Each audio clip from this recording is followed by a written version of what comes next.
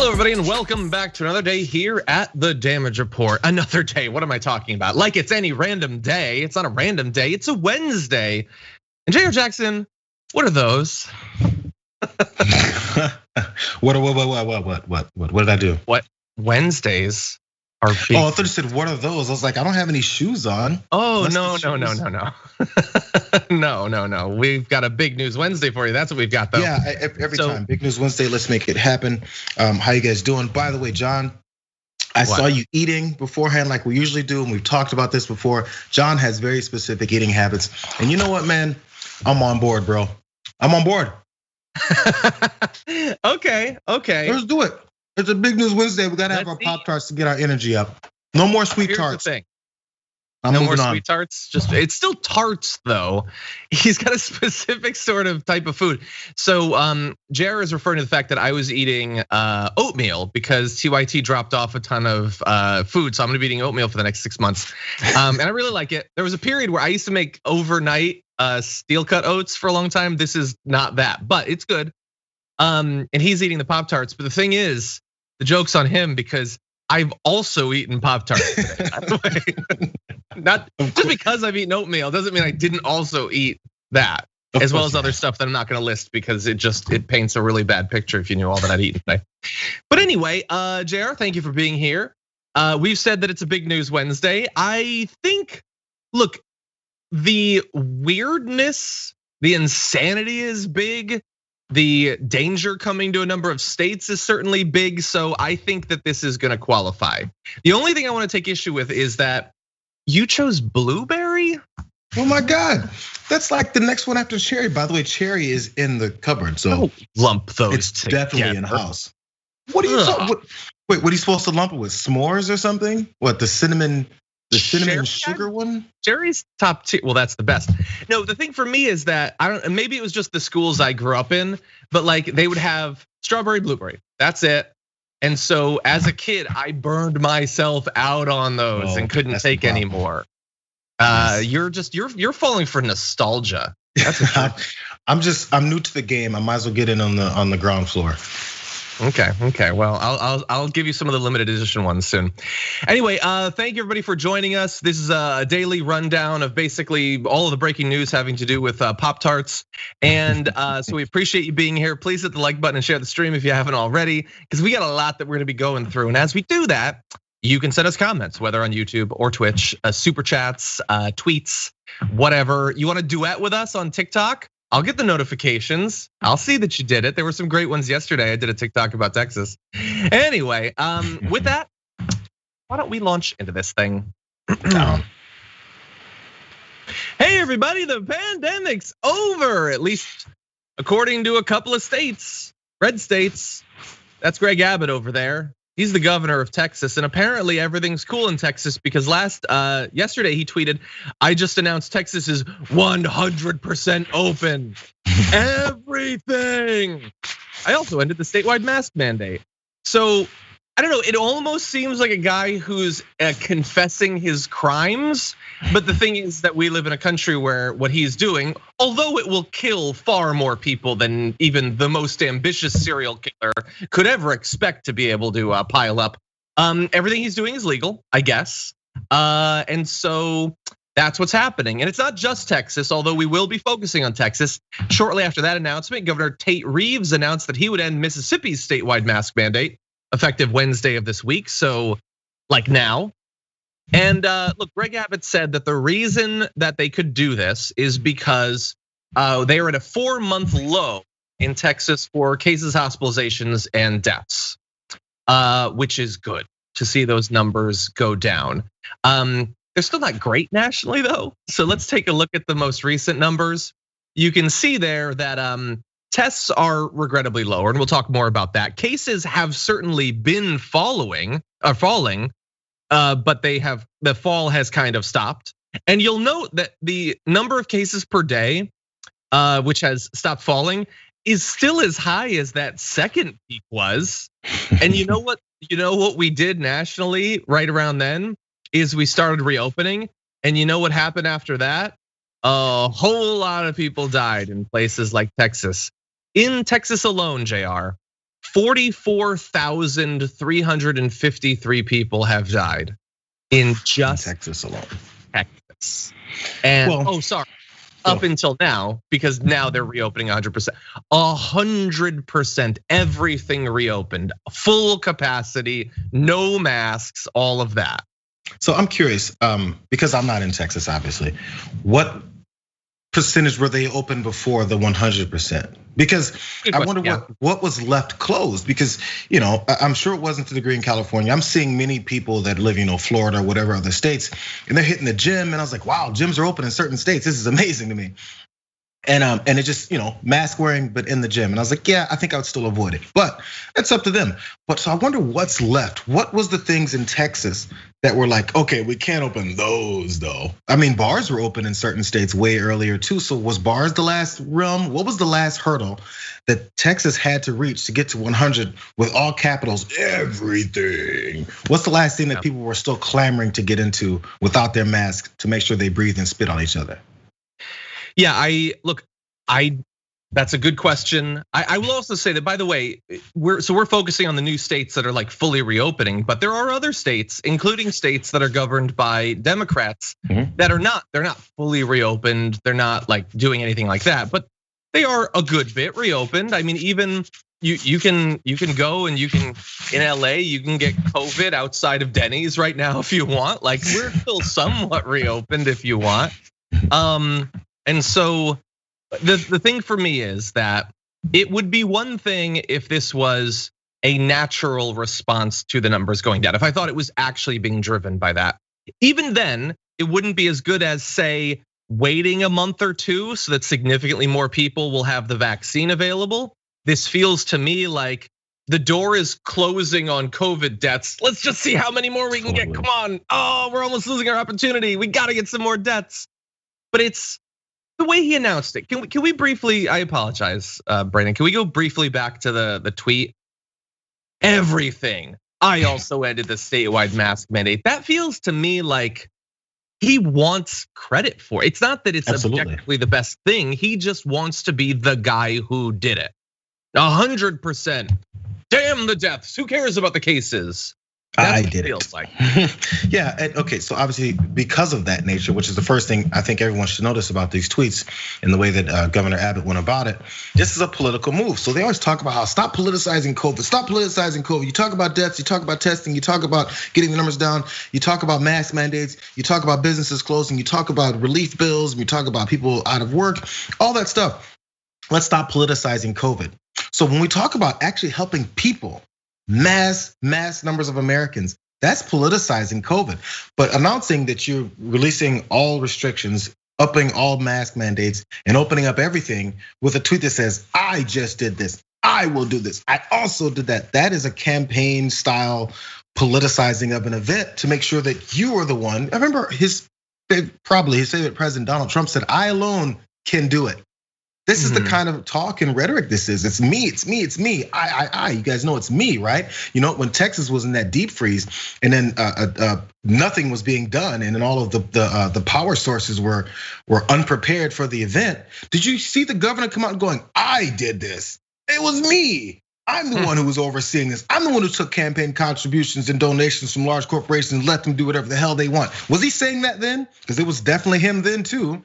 So it's very calculated and talking about what they're gonna openly and boastfully take credit for. And if this doesn't work out, which I hope it does, let's keep it real. Yeah. I hope people don't die in Texas over this, and that they were right, and that they can open up completely and then the numbers don't go up. It's just science doesn't really lead to that direction. And also previous history just from last year doesn't really make us believe that that's gonna happen. But is he gonna take credit then if things go wrong? Well, we haven't seen him do that yet. No, nor will he have to, because I mean, do they hate Trump for all the deaths? Like, why do they hate him? Anyway, yeah. I hope that somehow, against all reason, this doesn't lead to an increase in cases. That would be great for a few reasons. One, because they're humans and I don't want them to die. Two, because I have family in Texas and lived in Texas for a number of years. And also, let's also acknowledge, he's like, well, we don't need all of this. We can still exercise personal responsibility.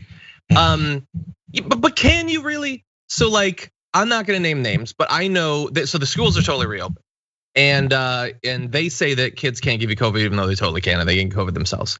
So they're not vaccinating all the teachers. I know a teacher in Texas who's going to have to be there, and I'm sure he's going to wear a mask, but he's still going to be constantly surrounded by dozens and dozens of people that might be giving him COVID, and he has to be there or else he loses his job. So, like, what is personal responsibility in that case? Is he supposed to stop his career? I don't know. I have another prediction though. In addition to the prediction that this is almost certainly going to lead to more cases and more deaths, I guarantee that when it does, someone on Fox News, probably Tucker Carlson, will do a segment about how, hey, Biden said we should all wear masks. It was his dictate from the top, and yet cases are going up. Why is that? Cool. And he'll pretend to not understand that a bunch of Republican governors are prematurely reopening. And not just Republican governors, I'll remind you again, but they are the most out front about it. Let's draw that parallel too, because remember, and this is a completely different issue, but they can still use that type of playbook. When Obamacare was out, and then all of the states had to accept the Medicaid exchanges and make sure that they took in the money. Many of those states, Republican states, rejected it, and it made it worse. It made their healthcare situation worse. It made Obamacare much more ineffective in their state. And after that happened, they look at Obamacare failing in my state. Bro, you gotta accept it. You can't reject the aspects of it and then say, oh, how dare this not work? Look at this bad plan. Yeah, the bad plan was leaving it up to you to accept the parts that would be helpful. That was the bad part of the plan. So the same way in this, just like you were saying, though things will go badly or could go badly. And if they do, then we're gonna go ahead and blame the Biden administration for what they did, somehow unrelated to this, because no one has to think clearly, no one has to have a real direct line of thought process anymore. This doesn't matter. Exactly. Now, really just a couple other little tidbits of news that you should know that could play into this. There are, of course, more contagious variants of the virus that are circulating in the country. That has the potential to push case counts upwards. So it's a great time to just tell everyone to go out there and not wear masks anymore. Also, testing has fallen 30% in recent weeks, which is both objectively bad, but also when you have new COVID variants ripping their way through America, you probably want to be doing more testing to track that down as quickly as possible rather than less.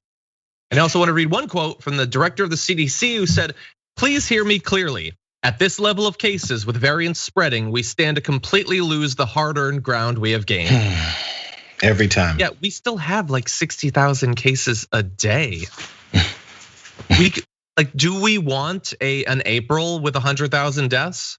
Because this is how you get an April with 100,000 deaths. I hope against, again, all reason that doesn't happen. But if the Republican governors in Texas and Mississippi are doing this, other Republican governors are gonna wanna get on that gravy train. They're gonna be pushing for full reopenings. A big state like Texas starting this, and we see how Mississippi followed suit, and that's exactly the way it could work. Now let's think about it also. My last thought on this. This is the way just humans are. You don't have to be a lib or a conservative or a red and blue state person, any of this stuff, to just be a human, especially an American right now. And we just kind of go with the flow of how things feel. It's like traffic. If everybody's speeding and you're kind of going with the flow, next thing you know, you're going 80 miles an hour, you're like, whoa, I didn't know I was going this fast. But everyone is kind of relaxed. I relaxed in some of the things I was doing last April, not completely, but there's some things that I don't do as like everything my finger has touched. I'm gonna make sure that that's in my pocket, all that type of stuff, you know. But in general, if you're releasing all of these restrictions and saying wide open, everything's back to normal, human nature is, even when they're not at the grocery store, whenever they're not going to the gym, people are just gonna be like, everything is fine again. Hey, everything has been lifted. And it just becomes a normal routine. So it doesn't always necessarily have to be directed at the shops and restaurants they go to, just their everyday daily lives and interacting with each other. It could be a problem. Yeah. We need to talk about a relatively new show called the Republic, or UNFTR. As a Young Turks fan, you already know that the government, the media, and corporations are constantly peddling lies that serve the interests of the rich and powerful. But now there's a podcast dedicated to unraveling those lies, debunking the conventional wisdom. In each episode of the Republic, or UNFTR, the host delves into a different historical episode or topic that's generally misunderstood or purposely obfuscated by the so-called powers that be, featuring in-depth research, razor-sharp commentary, and just the right amount of vulgarity. The UNFTR podcast takes a sledgehammer to what you thought you knew about some of the nation's most sacred historical cows.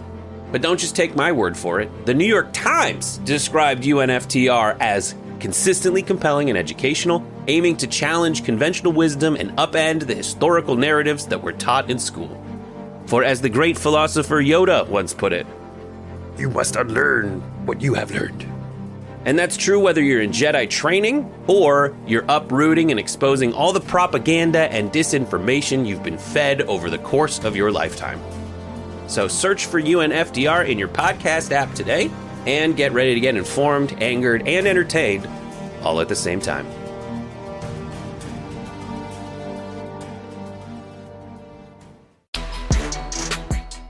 This is sort of good news. Someone taking personal responsibility to make sure that kids aren't exposed to things that might predispose them to think, things that are toxic and not compatible with a modern society.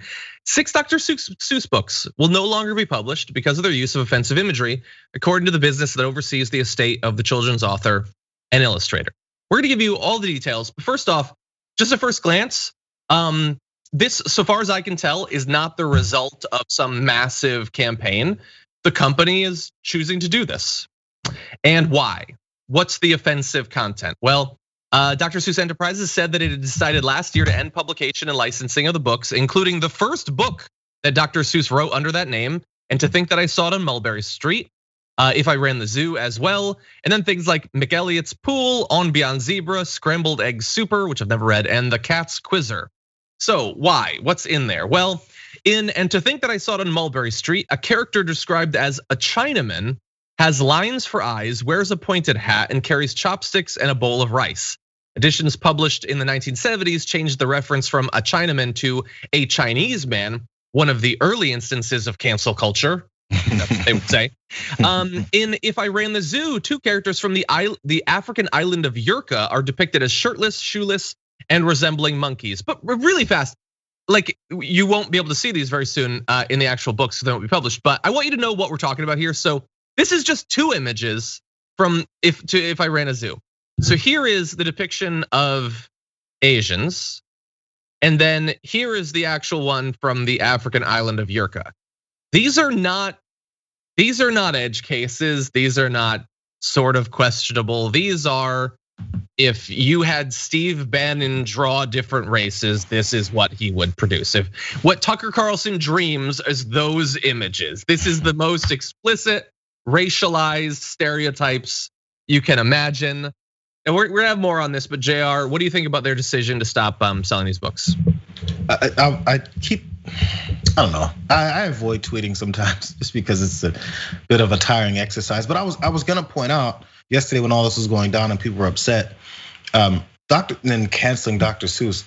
I have a 9-year-old kid, and then as he was a lot younger, I read a lot more Dr. Seuss to him, and he was reading it and stuff. I've got the Mulberry Street one, and I think the zoo one. I already have them. They're there. People who love Dr. Seuss and love all the things that he did, and the stories and the childhood memories of reading it when you were growing up, you still have the books. So calm down, number 1. Number 2, Dr. Seuss, his long decomposed corpse does not care about whether or not you're canceling him, because death canceled him much longer ago than you can ever imagine. So it's okay, it's fine. He's already gone. He's not sitting there mad about this situation. So you have the books 30 already. years ago. Yeah, and if you want to go ahead and be upset, be upset. But to make this some kind of thing like somebody's coming after Dr. Seuss when he came after people then, I don't get it. What's gonna happen if your kid then realizes that an author from some books that some of the things that they read that they enjoyed and maybe learned some kind of reading literature from, that they got that and they can still know that author wrote and authorized horrible things. That's fine. What's your kid gonna do now? Or if your kid doesn't learn about Dr. Seuss, that's fine too, because there's children that haven't learned about Dr. Seuss and they're fine. It's just, the outrage over this is way overblown. It's fine. What's gonna happen to you if 6 of his books, not all of his books, 6 of his books that have explicit racial overtones in them, are not gonna be published anymore? That's a problem now. Yeah, there'll still be plenty. I personally think one additional thing that it doesn't seem like anyone has considered this option. Why not change the books? Why not do different art and different characterizations and stuff? Like update them. Why not update them? There's new Dr. Seuss stuff being made. Look what Jim Carrey did. I mean, there's stuff that's being done. But anyway, so you pointed out, people who already love it already have the books, and if you didn't buy them up until now, you didn't really love it. Exactly. I will also say some people don't get what the big deal is. They look at that and they don't get how it's offensive. And I can say from my own personal history, I read many of these books growing up, including some of these ones. And I never got how offensive it was. And that's the problem. Exactly. I was a kid being given these books and thinking, oh, this is totally acceptable. There's no problem with this. That's not good. That's not, no, you don't want that. And so like absent, and then, by the way, they also, the right, and we're gonna get into the right soon, they don't like disclaimers either. So if you added a page to this book that said, hey, some of this imagery and characterization totally offensive now from a new, like a modern sensibility.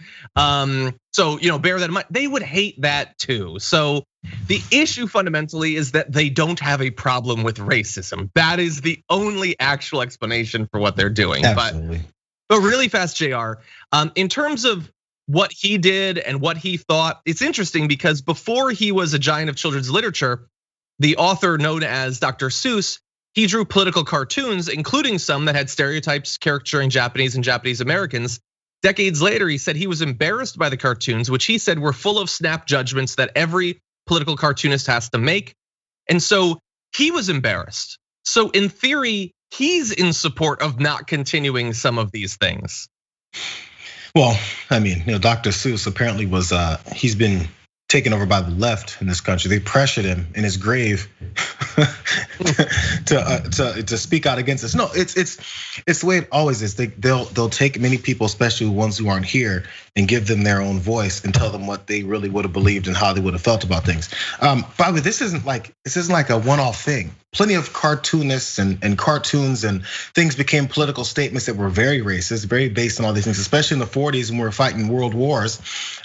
That's the way it was. There's propaganda push to make sure that we have this disdain for certain people that we're fighting against. It's just the way it was. I mean, if you didn't know that, just take a cursory search. Read a little bit. You know who else has been canceled? Looney Tunes. Bugs Bunny's been canceled. Tom and Jerry has been canceled because guess what was in those a lot of times? Racial overtones that when something exploded in someone's face, they end up looking like a dark, charred human being with big lips.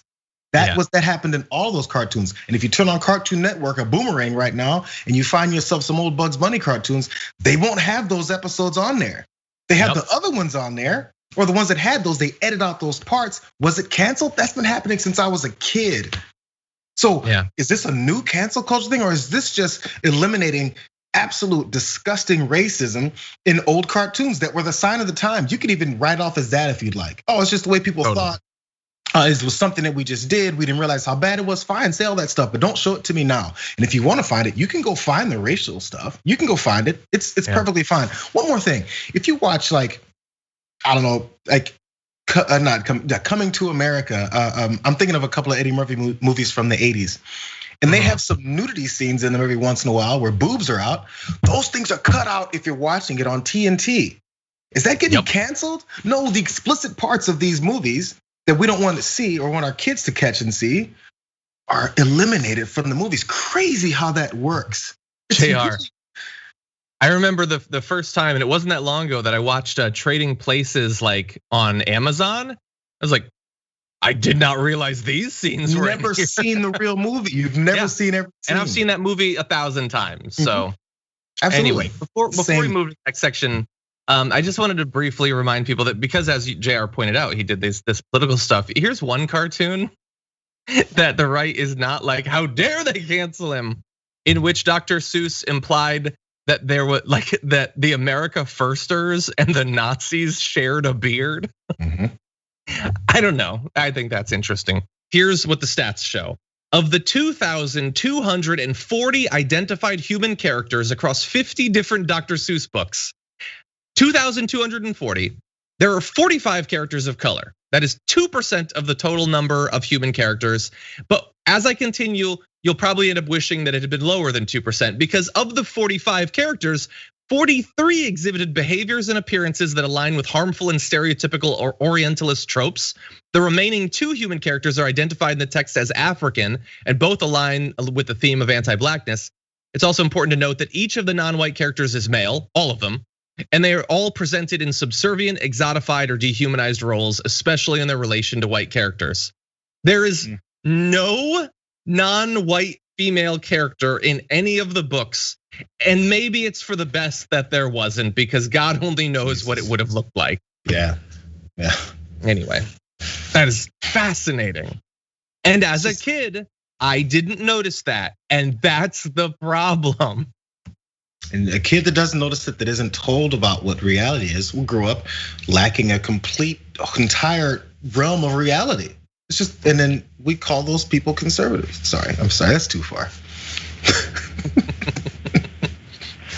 Oh my God. I take it back. Okay.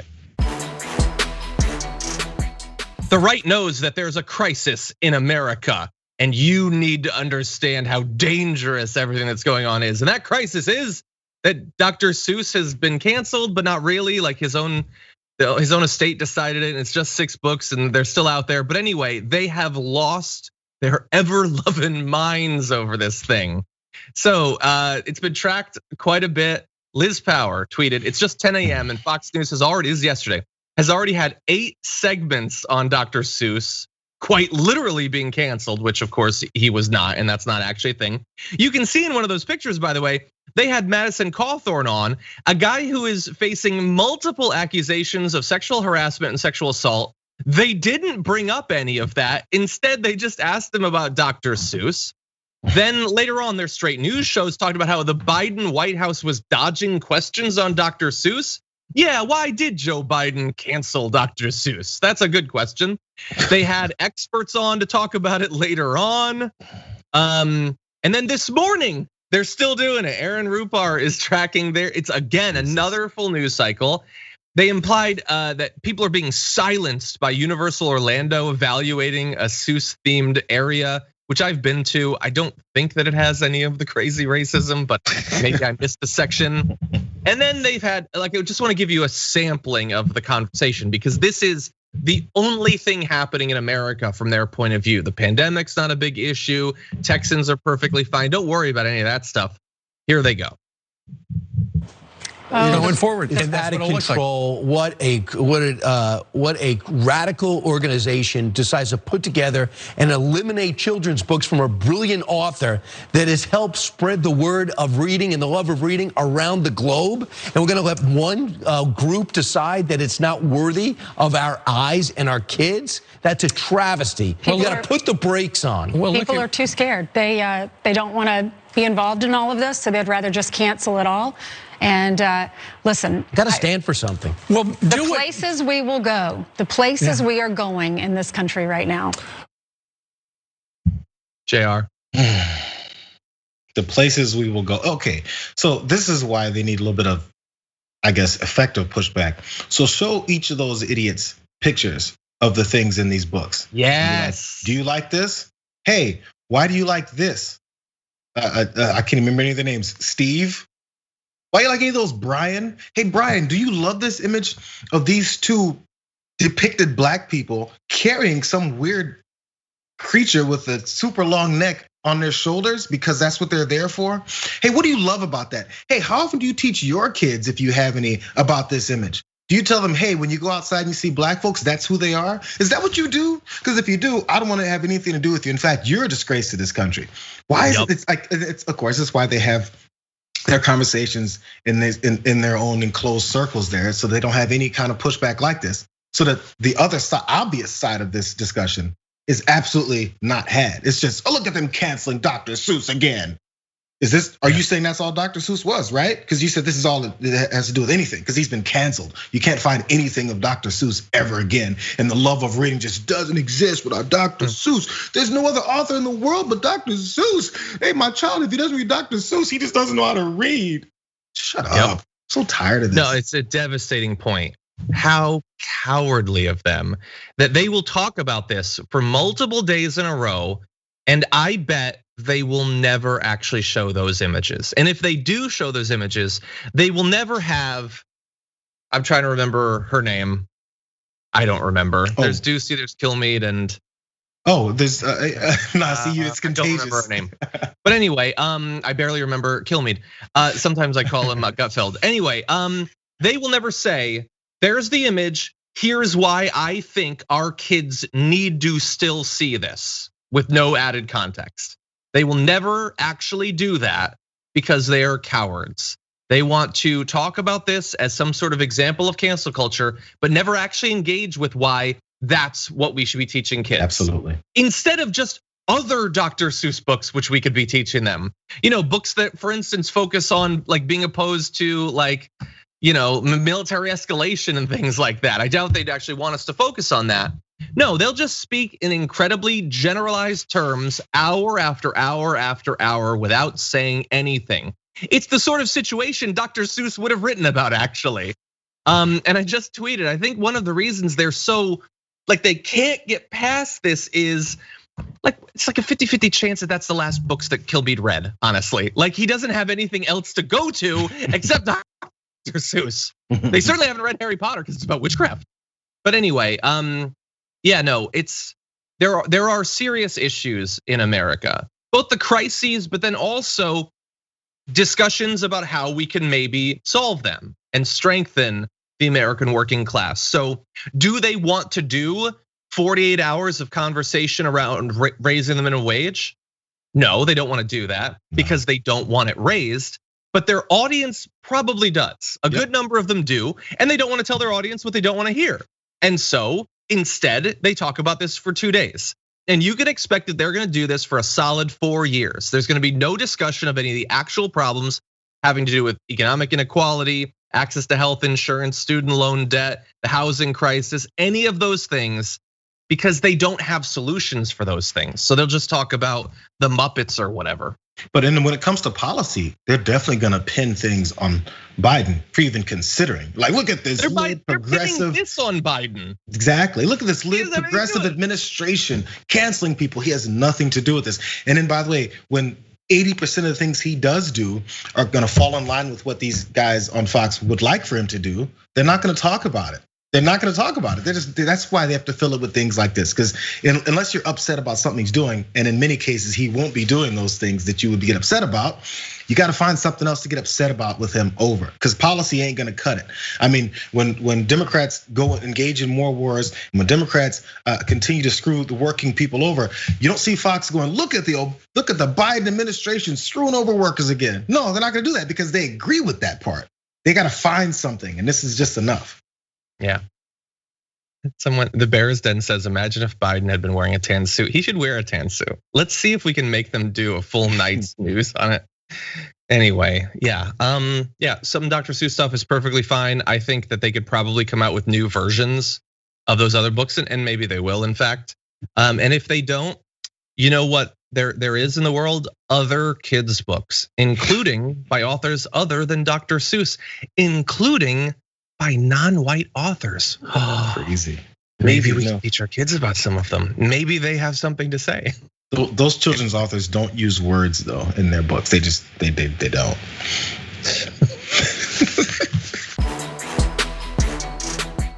Neera Tanden, who was the nominee to head up the OMB under the Biden administration, has been withdrawn. Technically, she withdrew herself because that's always how they do this. But her withdrawal marks the first high-profile defeat of one of Biden's nominees. 13 of the 23 cabinet nominees requiring Senate approval have been confirmed, most with strong bipartisan support.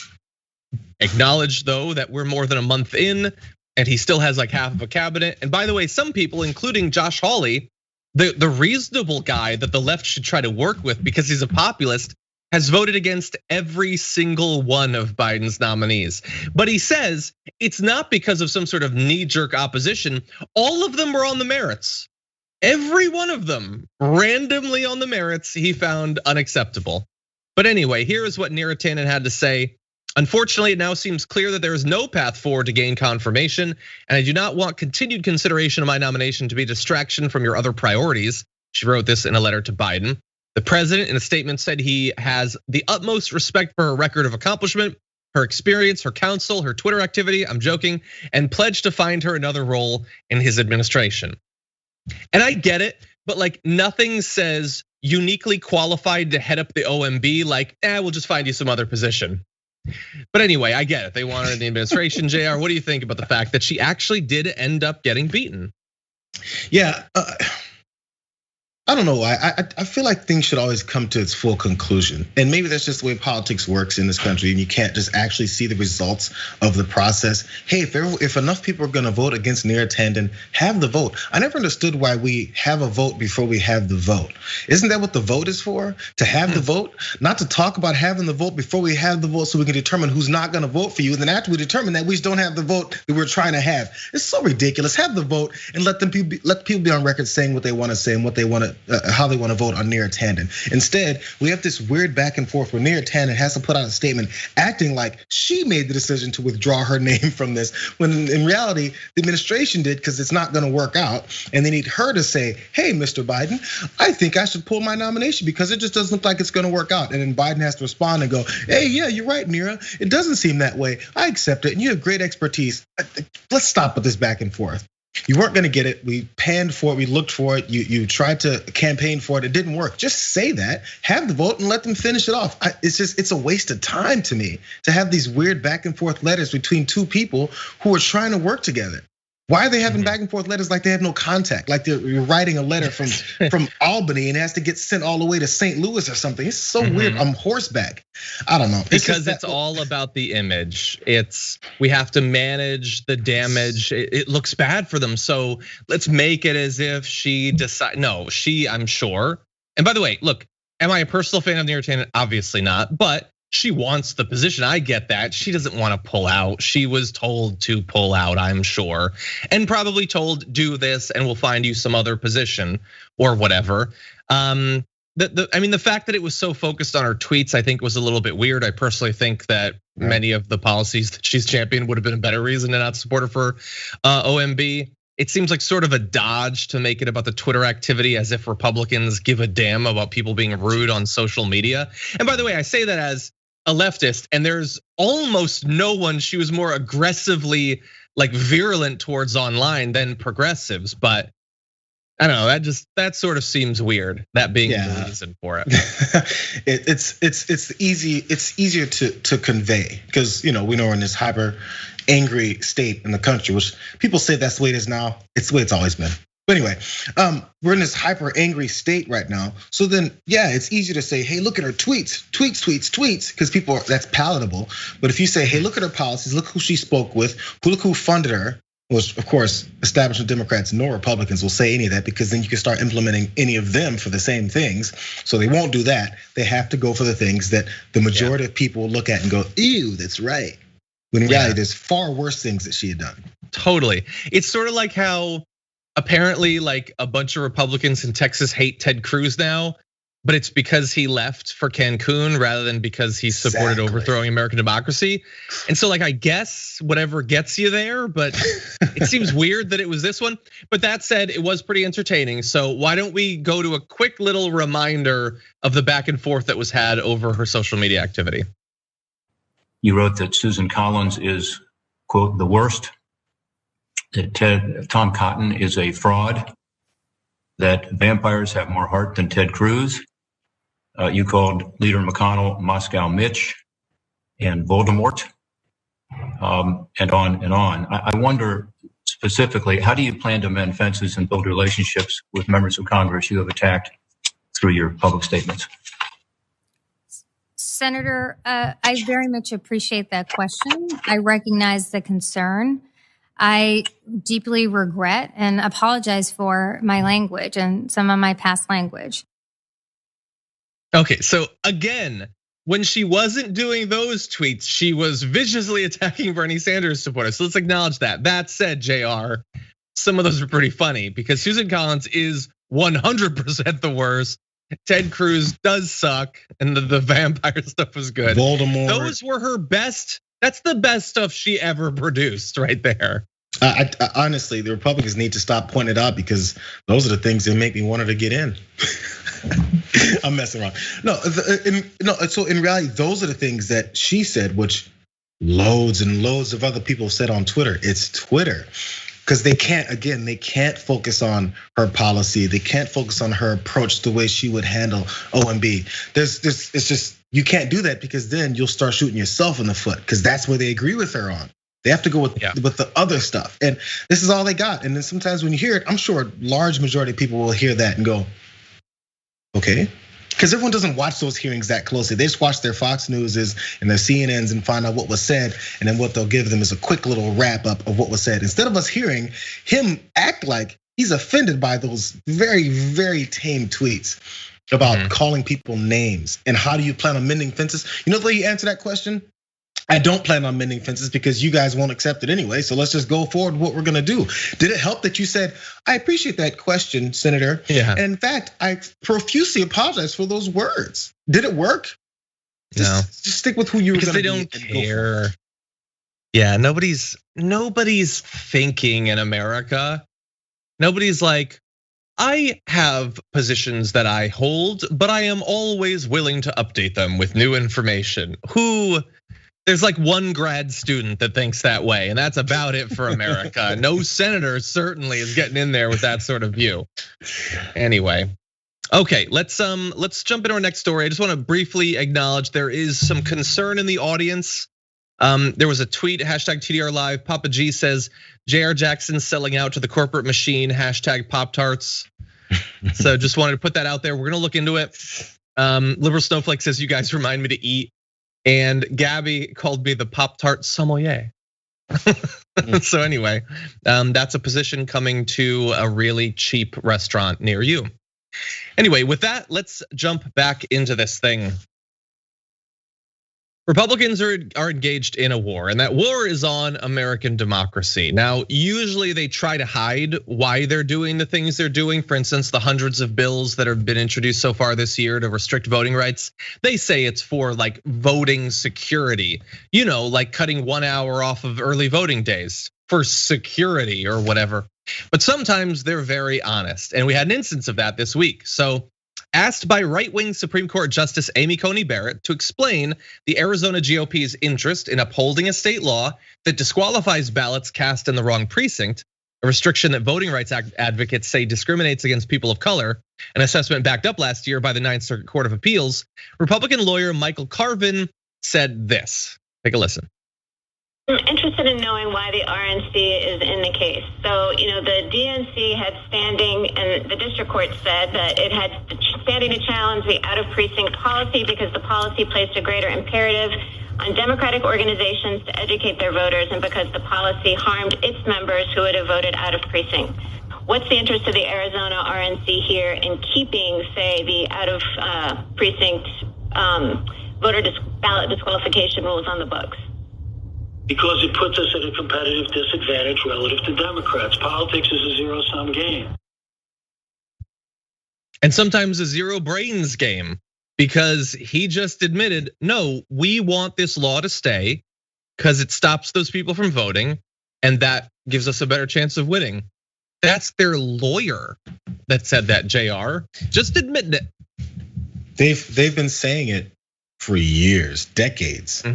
Every time there's a disadvantage for their voting, they push back against it, or a disadvantage for only allowing people that can vote that will help them. It always started with the rich landowning white males. Every time a level of people were allowed to vote, there was pushback from the people who were already allowed to vote.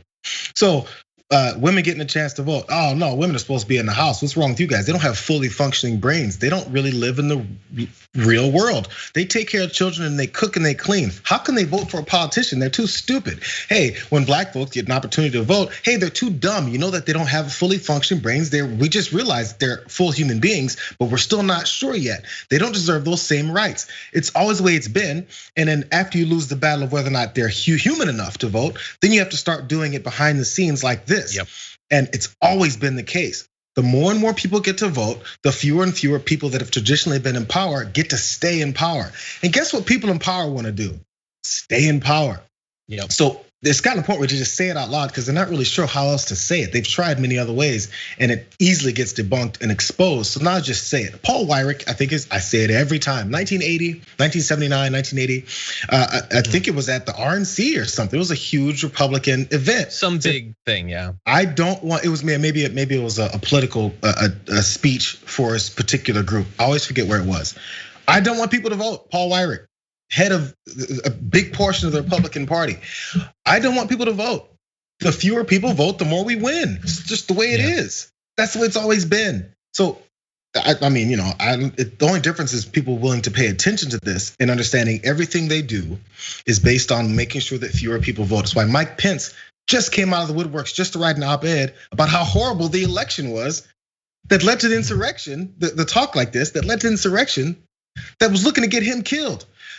The only thing more important than his life is preserving the Republican mantra that elections need to be narrowed down to just a few people that will vote for us. That's what Mike Pence is concerned about, not his life. This is the most important thing to the Republican Party because that's how they stay in power.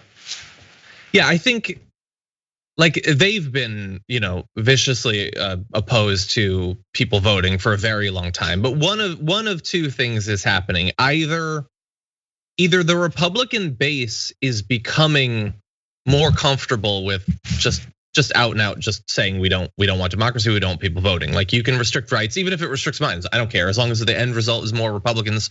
Or Republican elected officials are just getting that the base already believe that. I would say it's probably a combination of the two. Because they can just freely say it. They can do bills that are far more expansive in restricting voting rights. They can make, it's one of the only policy areas they talk about is voter ID and things like that, because they know their base is okay with it. They don't need to trick their base into supporting an anti-democratic party. Their base isn't interested in democracy. They want continued white supremacist domination of American politics, society, and the economy. And they will support the party that will do that. Yep. If that party stops some voting, so what? They're mostly stopping non-white voting. So I don't know. I think either they're more in line than they used to be, or the politicians are just getting that they always were in line. For apologies for botching the statement. I looked it up. Paul Weyrich in 1980, head of the Heritage Foundation. He's one of the founders. I don't want everybody to vote. As a matter of fact, our leverage, speaking to Republicans, our leverage in the elections quite candidly goes up as the voting populace goes down. So if the head of this organization says we want the voting populace to go down for us to win more, what makes you think that they don't follow that? Yep. It was just said in jest. Yeah, and super fast to give you an idea of the particular thing that's under debate right now at the Supreme Court is effectively if you vote in the wrong precinct, they're going to throw out your vote. Are you legally allowed to vote? Sure. Are you supposed to have rights to vote? Sure. Is there any philosophical reason why we shouldn't just apply your vote to the right precinct? No, but it's a convenient way to get rid of some types of voting. And what types of voting? Well, in 2016, for example, the rate of out of precinct voting in Pima County was 150% higher for Hispanics, 80% higher for blacks, and 74% higher for Native Americans than for white voters. Across the state, racial minorities voted out of precinct at twice the rates of whites. So if you ban it, will you ban some white conservative voters? Sure, but for every one you do there, you'll ban 1.5 to non-white voters. Yep. And that is the Democratic math that they're interested in and nothing else. Absolutely. Now, we have only moments left, so let's roll directly into this last story. It should be a brief one. Just wanna put a little pin on a story we talked about earlier.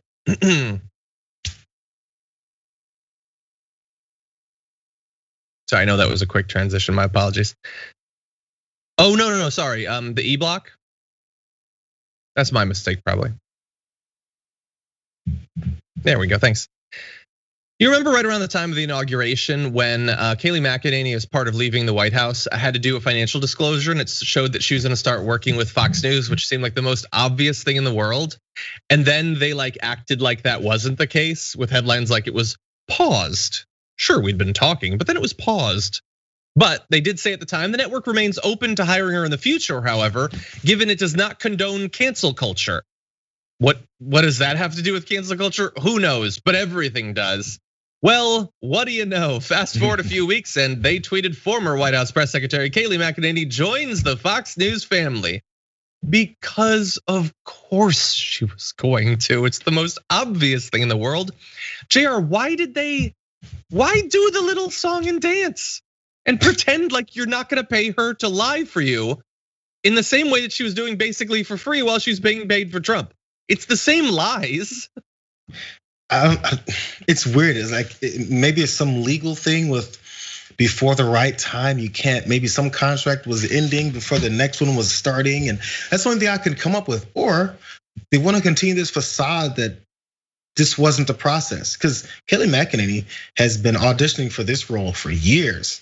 Before she became a White House press secretary, and they went through the 3 or 4 others before her, she was on CNN auditioning for the position of White House press secretary. When she got the attention of Donald Trump on Twitter and he goes, look at this insane person on CNN arguing my point of view and getting embarrassed every time she does, because she did, getting embarrassed every time she does. I love it, because the previous administration had no connection to principle, which most of the Republican Party is on right now.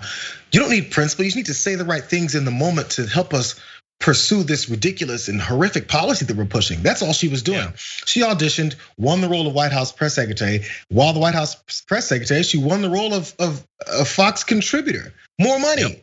That's all it is. You notice how many Republican politicians are kind of eking over into Fox to become to become hosts and analysts and all that stuff. It happens on CNN, it happens on MSNBC. Politicians do that. So they want to make sure they're in the right position to not be too toxic for the audience that they want to go and become an analyst for. This is a career move. Zero principle goes into this. It just goes to saying the right things long enough to get the job. None of this has, so I'm sorry, last thing. So while Americans are fighting about policy and agenda and which way the administration is gonna go to help their lives, these folks are on the side using that same discussion, serious discussion, to get a job to continue to lie for the other side because it's worthwhile for their livelihood. That's all this is, and it's disgusting, man. One side is serious, and the other side is just trying to get a job. Yeah, there's no like that. She'll go like today. I'm sure she'll be talking about how Dr. Seuss was canceled. Like she'll say whatever you want her to say as long as she gets a paycheck, like whatever. And from Fox's point of view, she's associated with Trump. We need to desperately reassure our viewers that we still have Trump's back. So we'll bring on this known liar, because what's the difference? Like, I don't know. And honestly, I know some right wingers might be like, ha ha, you libs didn't want her to get on Fox and now she is, so suck it, libs. No, this is actually, I think, the best possible outcome, because there were only 3, maybe 4 outcomes. One outcome was she would have gone for OAN or Newsmax, but they wouldn't pay her enough. So I never considered that seriously. The only other 2 outcomes were her being hired by CNN or MSNBC. And given the choice between those and Fox, I'd rather her lie to Republicans than lying to centrists who watch those networks. So I'm perfectly fine with this. And honestly, at this point, it's not like anyone's tuning into Fox News thinking they're getting the truth. They deserve Kayleigh McEnany. This is who they should be listening to. Well, we've seen what happens when someone on Fox News starts saying something that is anywhere near reality. They got mad at Chris Wallace because every once in a while he says, hey, so that doesn't make any sense. You know what actually happened in this particular situation? Republicans are at fault. If he says it, they go, what's wrong with Chris Wallace? How dare he's on my channel? It's not about getting the reality. It's about getting reinforced the lies that you were told before, so you can continue to sit in your bubble and believe the nonsense that you were told. That's what the audience is there for. 100%. Well, Jayar, unfortunately we are out of time, but thank you so much for joining us. Always good to have you on. Yeah, it's fun times, and I didn't get to finish my Pop-Tarts because you guys shame me too much. We're gonna get back to this. I couldn't wait. I've been sitting in front of like this whole time. I've been looking at it. Every time I talk, I'm like, Pop-Tarts. My God. Anyway, thank you. Stay safe out there. Aside from the damage that the Pop-Tarts are doing to you. New Representative Madison Cawthorn is facing multiple credible accusations of sexual harassment, and it's not currently something that the Republican Party seems to give a damn about, but we're pretty consistent on that, so we're gonna talk about it again. And this time we're bringing in a guest. Very excited to welcome to the show the Director of Communications for Ultraviolet, as well as the host of There Are No Girls on the Internet, Bridget Todd. Welcome to the show. Thanks so much for having me. Great to have you on.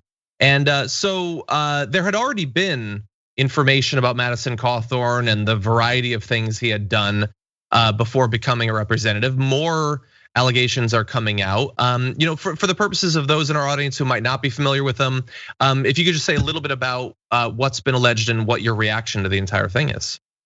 Well, what's been alleged is a really troubling pattern of disrespectful, sexist behavior, sexual harassment from multiple women.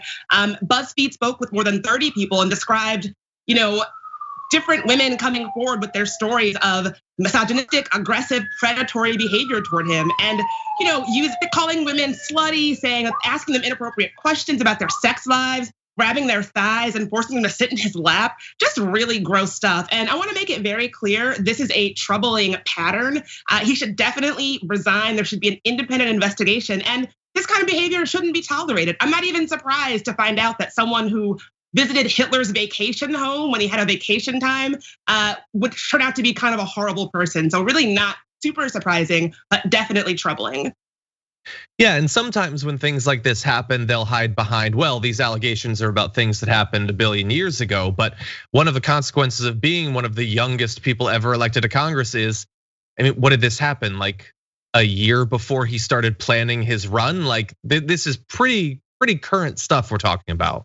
Yeah, it's not like people are going back to his childhood behavior. He's a young person. This was not that long ago. And I think it's completely appropriate to be asking, is this someone who is fit to lead and fit to serve? And I would say, no, it's not. So what would you and your organization like to see happen in this area? We would like him to step down. We would like people to loudly disavow him. And we would like there to be an investigation into his behavior. And I also just wanna make something else very clear. We know that Donald Trump did not invent, or he wasn't the first person to sort of to champion this kind of sexist, misogynistic behavior. But I do think he showed the Republican Party that, hey, maybe it's possible that you could be elected, not just in spite of this kind of behavior, but because of it. And so I think that the Republican Party really has some troubling stuff to contend with. And we think that absolutely there should be an investigation. And as of right now, do you expect that that's likely to happen? No. You said it yourself. There's been almost no Republican outcry on this issue. And so I don't think we'll see an investigation. And I'm glad that you brought up Donald Trump because a lot of what he did was not totally new. It was just a little bit more brazen, a little bit more exaggerated. The politicians in general have been loath to apologize or step down for virtually anything for a long time. Republicans slightly more so. You've occasionally gotten a Democrat to step down for something related to sexual harassment or sexual assault. Yeah, with Madison Cawthorn, it seems like they seem to like this. And when the most recent accusations came out, the statement that his campaign put out was, after this had already been out, the voters delivered him a win by 13 points, which to me is not actually a response to the substance of the allegations, but it does really give you a view as to what lens they look at this sort of material through. Yeah, I think it's very telling that that's the statement they put out. I don't think that, you can't shame someone who doesn't have shame. I don't think that he is ashamed of this behavior. And I think that they are challenging voters and saying, hey, it doesn't seem like voters have a problem with this. But I would actually counter that most people would find this kind of behavior abhorrent and agree that it has no place in our elected officials. I want to believe that, but they did elect him. The Trump fans don't seem to have been bothered by not just like an accusation, but like Trump had a good portion of a Cosby number of accusations. Like you always assumed with some people, okay, they're really powerful. One accusation, two isn't gonna do it. But once you hit the dozens, it should matter, but it didn't seem to. And I wonder, like, I'm glad that you and your organization are calling for him to step down. I think that there should be accountability as well. But do we potentially have to come to grips with enough voters in certain red districts just don't care about racism? They don't care about misogyny or harassment. Like, is it possible that the country in some areas just isn't what we think it should be? It's a great question. I do think that we need to have some kind of a national reckoning and dialogue about what is and is not appropriate for our elected officials. It's disappointing, to see so many people rally behind people who have been credibly accused of sexual assault, sexual misconduct, sexual harassment, racist behavior, not allegations, but going on television and saying racist things from their mouth. It is troubling to think that a big portion of our country would not be moved by that, not be bothered by that, would happily elect that and vote for that. But I just think it goes to show that we are long overdue to have some kind of a national dialogue around what kind of behavior is and is not appropriate for someone who's an elected official. Exactly. I think that's a great idea. And in terms of bad behavior, that actually brings up our second topic. The Republican Party is obsessed lately with a few different things. Conspiracy theories about the election is probably the biggest one, but the trans community is probably number 2. For some reason, and perhaps myself and our guest today, Bridget Todd, can debate, they have become they cannot stop talking about the trans community. Both elected Republicans, their online figures, hosts on Fox News, just talk about this community constantly, and never from a point of view of either understanding or an interest in ever generating any understanding about what the trans life experience is actually like. Bridget, what do you think? Because I know you've been talking about this recently in your podcast. What is this about and where does this come from? Well, I think it's the fact that the Republican Party doesn't really have much to offer voters other than transphobia and stunts. And people can't eat stunts. People can't pay their bills with transphobic stunts like Marjorie Taylor Greene likes to pull. I think really this is a party that has given up even the pretense of being interested in actual governing. And I also think we need to be very clear that the trans community is suffering right now. 2021 is already shaping up to be a deadly year for the trans community. And I think especially going after trans kids, using these scaremonger tactics like, trans kids in sports, bathroom bills, that really is an attempt to criminalize the trans experience in this country because people have nothing else to offer them. They have nothing else to offer the American people other than these kinds of stunts. And honestly, it's really sad to see, the trans community, particularly children, are already so marginalized. To continue to bully them to score political points really just shows you the kind of bullies that we're dealing with. I'm predisposed to believe much of what you said, if not all of it, but I do occasionally like to play devil's advocate. So is it possible that this is just the latest in a long line of instances where Republicans have been very devoted to the cause of women's sports? Is it possible that that is just what they're really interested in here? I mean, if that were true, I would like to see the Republican Party really crack down on the kind of predatory coaches that we see in sports. And those are not trans folks, right? Those are cis men. And so if that were true, we have documented predators who are preying on girls in women's sports. So I would love to see them focus their attentions toward that if that were really the case. And furthermore, there is not any evidence that trans people in sports are dominating college sports or children's athletics. There's just not any evidence. It's completely a made up, fabricated problem when an actual threat to girls in sports actually exists already. So if these Republicans are really so, concerned about it, the threat is right there. They should go after them. Yeah, exactly. We were talking about it recently on our show that this is like, so Marjorie Greene, what does she care about? Well, to hear her tell it, she cares about the threat coming from to female sports, and she believes in the QAnon stuff, which is about some sort of international cabal of pedophiles and child eaters. And yet, like that the gymnastics coach just committed suicide after he was facing. She's not interested in that at all. Like an actual pedophile in women's sports.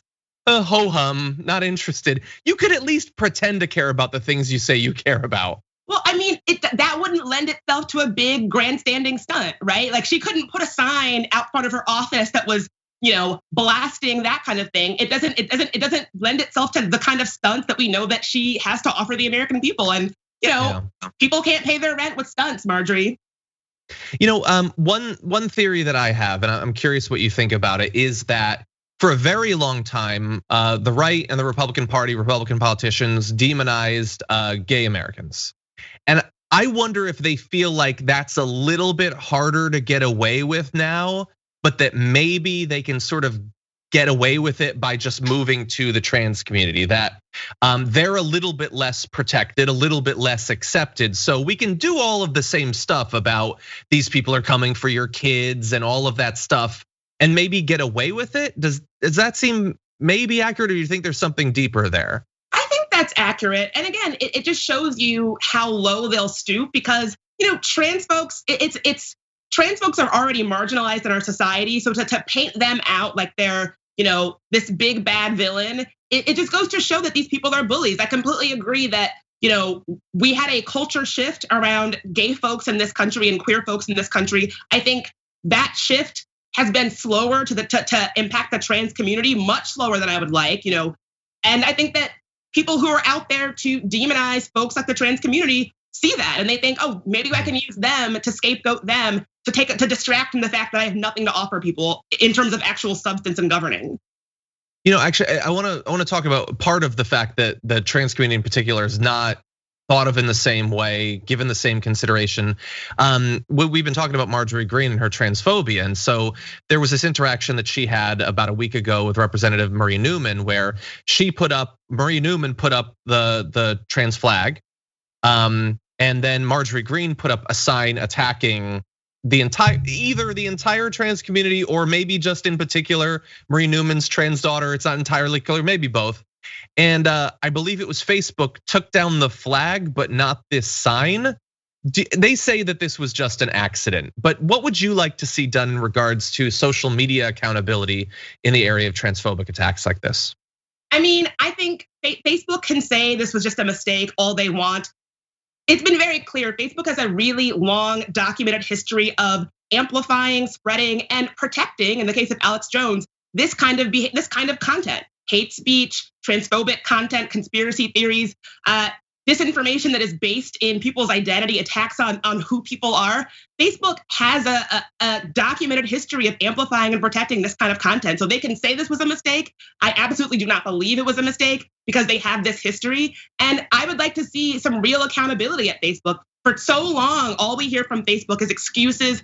They blame content moderators. They blame this, they blame that.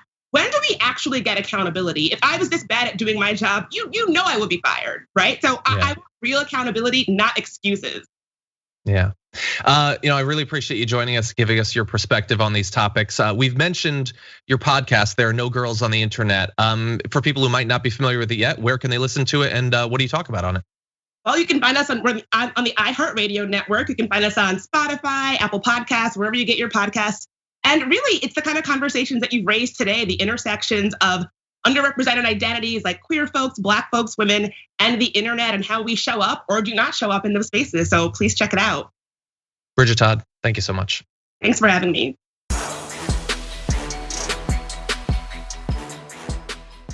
Thanks for listening to the full episode of The Damage Report. Support our work, listen ad-free, access members-only bonus content, and more by subscribing to Apple Podcasts at apple.co/TYT. I'm your host, John Adarola. I'll see you soon.